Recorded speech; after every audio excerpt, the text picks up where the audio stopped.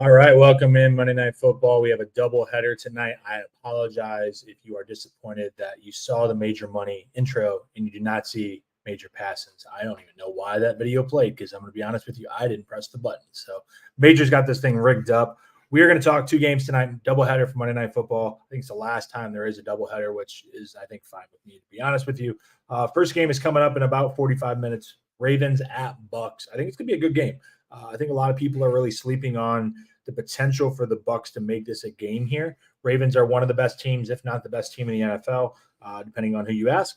But I think that the Bucs at home are live dogs. You can see here on the odds screen, the Bucs are 4-point dogs. You can get 4.5 in some places. That has shifted. It was down closer to 3 earlier in the week. So those numbers have changed, a little bit here. Still above the key number of 3, so just keep that in mind if you're looking at the spreads or totals. But I think, I lean Bucs here getting the points at home. I also would sprinkle maybe on the Bucs money line, but I don't necessarily feel strong about that part of it. What I do feel strong about is the Baker Mayfield prop that you can get on Prize Picks under on the 24.5 completions.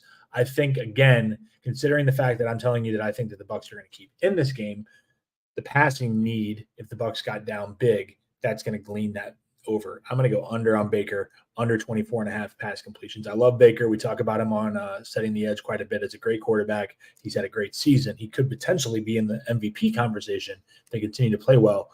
But I'm going to go under on him tonight, 24.5 pass completions. I'm also on the over in the first half. That's 24.5 if you want to go on that. Over 24.5. Just keep in mind that the Ravens are one of those teams that in the second half, kind of like the Chiefs, will put it in cruise control and you're not going to get a lot of points. So look for live opportunities in the second half or at halftime if you want to look for that. And then Rachaad White, I'm fading him. I'm under 7.5 rushing attempts. I do not think this is a Rachaad White game. I think his role is dropping with Bucky Irving. And again, I just don't feel like he's going to be included in this matchup. Next game after that starts at 9 o'clock. So it's going to be a late finish on the East Coast for those of us staying up to watch us. Chargers at Cardinals. That line is 1.5, depending on where you look. I'm going to go with the Chargers here. I got it at -1. You can see there are some -1.5s.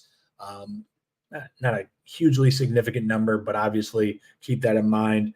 It is a number where I guess if you like the Cardinals, you could tease it up to 7.5. Really not a teaser possibility with the Ravens-Bucs game in terms of the standard, the Wong teaser to go through the 3 and the 7. But you could look ahead to next week and see if you like anything and tease it with that. So I'm going to go Bucs. I'm going to go Chargers -1. I'm also going to go Justin Herbert over 1.5 passing touchdowns. That's a plus money, so you might be able to get that opportunity to go gobbling on that on Prize Picks. But check those props out. Check those games out. Doubleheader tonight. And then we are in that time period. Some people call it the sports equinox.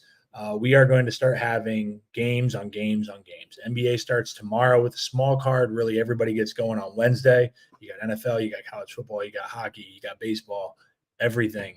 Obviously, WNBA just ended last night, but everything is in motion right now. So definitely a great time to use the code 5. Get yourself $50 when you place a $5 lineup on Prize Picks, and we will see you tomorrow.